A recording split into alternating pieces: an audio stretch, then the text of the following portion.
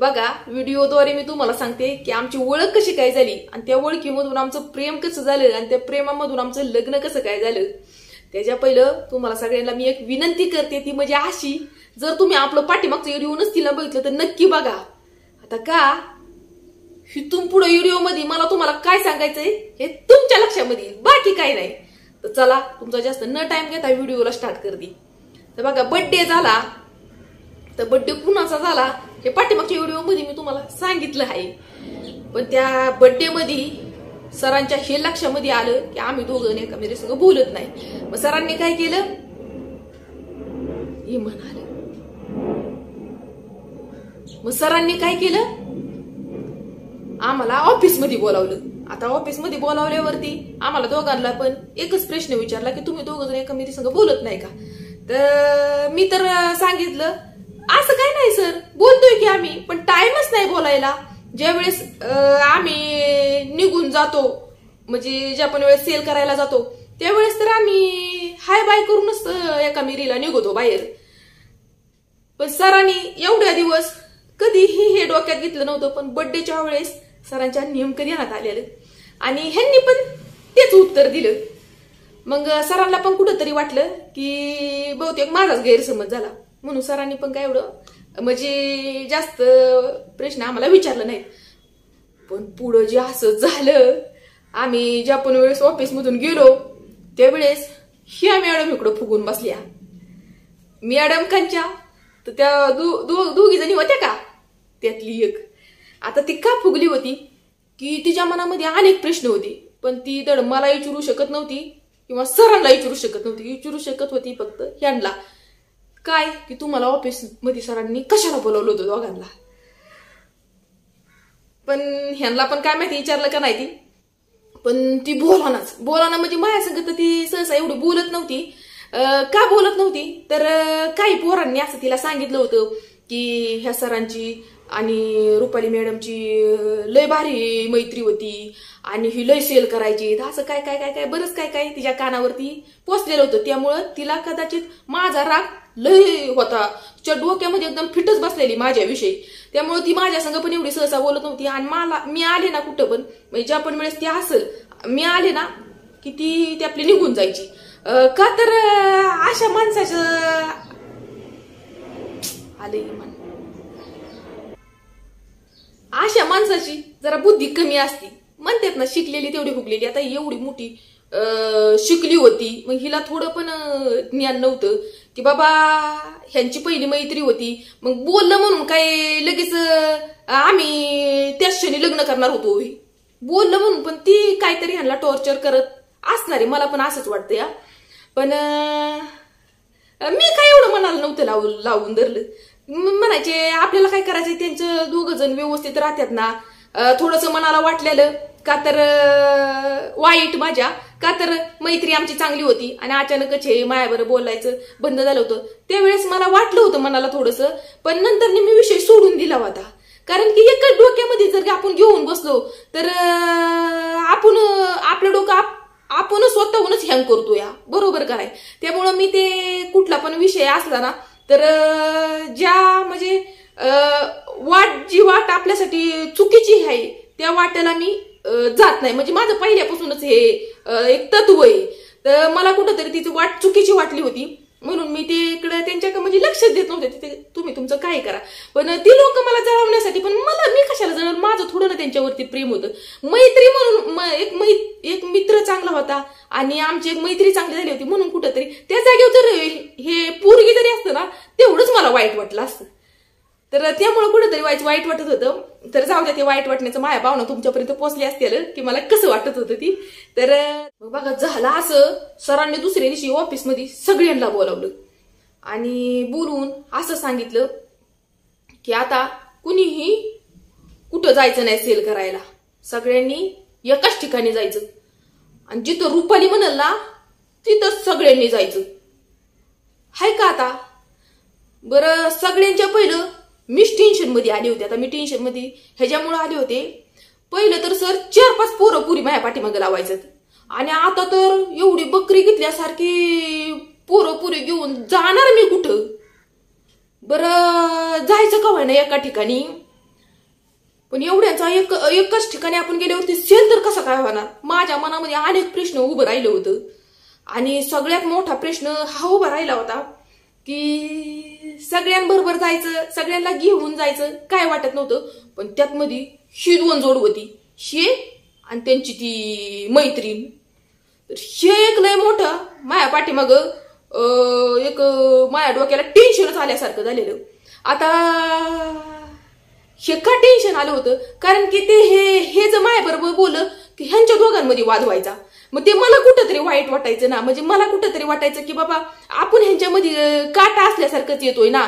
आणि ते कसं व्हायचं की काय नाही काय कारणाने ह्यांना माझ्याबरोबर बोलायलाच लागायचं.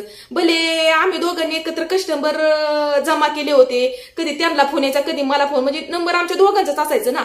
मग त्यामुळे आम्हाला काही कारणाने दोघांना बोलायला लागायचं. पण ते त्या पोरीला पटायचंच नाही. असं म्हणजे मी पण पूर्णपणे म्हणजे डोक्याला माझ्या पण टेन्शन, आणि ह्यांच्या तर व्हायचं का नाही काय माहिती, पण माझ्या लई व्हायचं डोक्याला टेन्शन. आता माझ्या पुढे एक प्रॉब्लेमच उभा केला होता सरांनी. आता सरांनी हे काय डिसिजन घेतलं होतं तर जेव्हापासून ही नवीन पुरी जॉईंट झाल्यात तेव्हापासून ह्यांचा एकही सेल नाही झाला. मोकार सर यांना पोचत होतं आणि सेल करायची ती फक्त मी एकटीच. म्हणून सरांनी असा विचार केला की रुपाली बरोबर गेली तर नाही का शिकत्याला, म्हणजे ही कसं काय सेल करायचा, कसं कस्टमरला कन्व्हिन्स करायचं, कसं त्यांच्या संग बोलायचं. म्हणून सरांनी कदाचित ते डोकं लावलं असेल, ते माझ्या अंदाजी. आणि मग काय आता सरांनी सांगितलंय. मी सरांना लय रिक्वेस्ट केली एकटीने पण सरांनी नाही ऐकलं माझं. सर म्हणलं नाही तुमची दोघांची जोडी मला कायम बघायची, म्हणजे माझी ह्यांची. मला काय सांगायचं नाही. तुम्ही दोघं जण जर असं वेगळं वेगळं जायला लागला ना तर सेल पण म्हणजे माझ्या ह्याच्यावरती जास्त हे येते, सेल पण होत नाही आणि एवढ्या लोकांना मला मोखार पोसायला लागते. तर तुमच्या दोघांची जोडी हे ती अशीच मला ठेवायची. असं म्हणजे सरांनीला पण मी कन्व्हिन्स केलं की मी एकटी माझी करते सर सेल, नका ह्यांना सगळ्यांना नका लावू माझ्या बरोबर. पण सरांनी काय माझं ऐकलं नाही.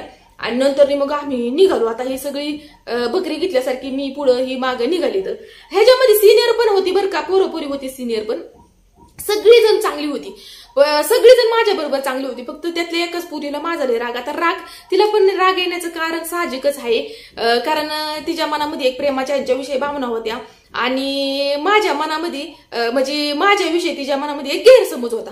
बरं झालं असं. तिथून पुढं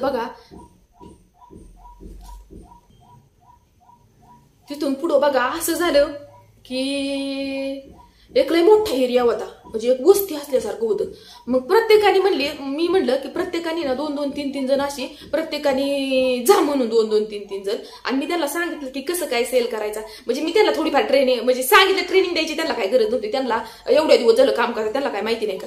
मग तिथून पुढं बघा असं झालं की मग 2-3 जण निघाली. मग ही 2 जोड म्हणजे त्या 2 पुरी आणि हे त्यांच्या बरोबर हे 3 जण यागण्यास मूड मध्ये होती. ही एकीकडेच निघालीत आपली, त्यांची ती निघालीत. आता त्यांना ह्यांना पण त्या पुरी दबाव टाकायची ना, म्हणजे असा.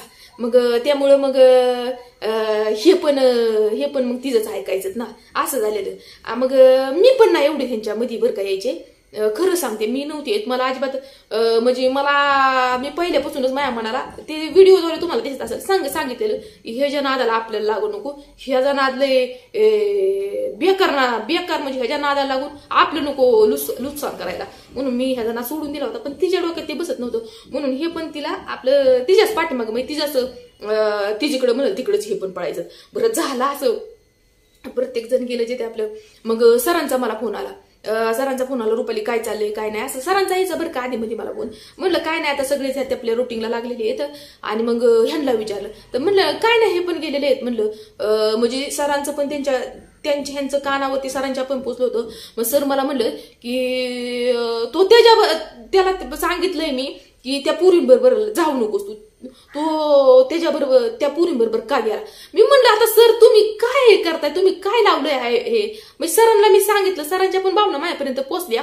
पण मी म्हणलं सरांच्या हे मनाने की आम्ही दोघांनीच सेल करायला पाहिलं होतं, म्हणजे आम्ही दोघांनी जायला पाहिलं होतं. पण नाही ते त्यांचं गेलं ना. आता मी तशी जबरदस्ती नाही करू शकत ना कुणावरती, बरोबर का नाही.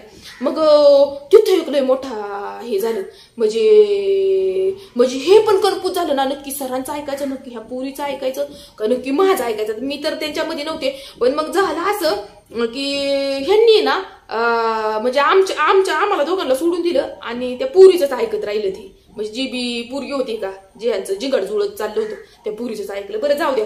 आणि मग ऐकलं, मग आम्ही सगळेजण जेवायला बसलो बरं का. आता दुपारचा टाइम झाला, सगळ्यांचा थोडाफार सेल झाला. दुपारच्या टायमाला सगळेजण आम्ही जेवायला बसलो. बरं जेवायला बसल्यावरती मग शेणने काय केलं, हे डायरेक्ट माझ्या शेजारीच बसलं जेवायला. आता बसल्यावरती मग त्या पुरीला लय राग आला. त्या पुरीला का तर मग माझ्या शेजारी कारणच नाही ह्याची बसायची. बरं मी माझी बसली होती, मला काय घेणं नाही देणं नाही, आपलं खायचं पटकन आपला सेल करायला जायचं. मग त्या पुरीला लय राग आला. मग तिला इतका जी राग आलेला तर काय सांगायचंय तुम्हाला, आता हे सांगू पण शकत नाही मी. तिचं सगळं दिसायचं मला पुढं, पण मी काही बोलू शकत नव्हती. असं झालेलं माझं. पण मला तर असं व्हायचं, अशी चपकावा धरून हिला बिनकामाचीच कशाला मायावरती शक घेते का, ह्याची काय बायको बिको आहे तेव्हा बिनकामाची शक ना. मग त्या पुरीला लय राग आला. पण रागाच्या भरामध्ये तिने म्हणजे राग लय आला, तिने जीवली नाही काय नाही. त्या दिवशी ती काहीच खाल्लं नाही. बरं मी पण म्हणलं जेवा की मी पण ती काही कुणाच ऐकलं नाही. ते सगळ्यांना राग दिसत होता आणि सगळेजण हँगत झालेली, सगळी म्हणजे पोरपुरी हँगत झालेली. आणि मग मी म्हणलं, मग मला लय टेन्शन आलं. बरं ह्याच्या पुढचं सांगते, मला लय टेन्शन आलं हे सगळं बघून नाही का. म्हणजे हे काय धड माझं ह्याचं काहीच नसतं नी, ह्याच्यामुळं जास्त डोळ्यावरती सगळ्यांचे आले ना की बाबा ह्यांच्या दोघांचं काहीतरी आहे म्हणून. म्हणजे हे काय डोक्याला कार भया. मी म्हणलं, मी सरांना फोन केला आणि सरांना म्हणलं की सर माझ्या आत्याचा फोन आलाय. नव्हता आला, पण मी बळच सांगितलं खोटंच. मी म्हणलं सर माझ्या आत्याचा फोन आलाय, मला अर्जंट तिकडे बोलावले, काहीतरी काम आहे म्हणून.